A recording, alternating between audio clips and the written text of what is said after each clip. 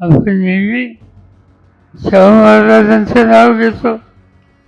या देशामध्ये राजे अनेक होते, पण राजा आपली सगळी सत्ता लोकांच्यासाठी वापरणारा राजा हा प्रश्न उपस्थित केला तर एकच नाव पुढे यायचं, ते म्हणजे शाहू राजा.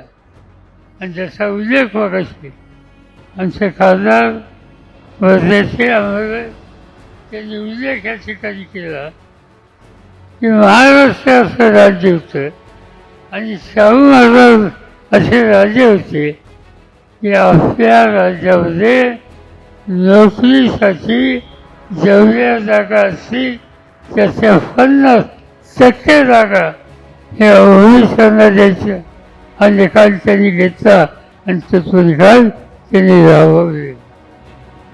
आणि म्हणून आपण शाहू महाराजांचा उल्लेख करतो.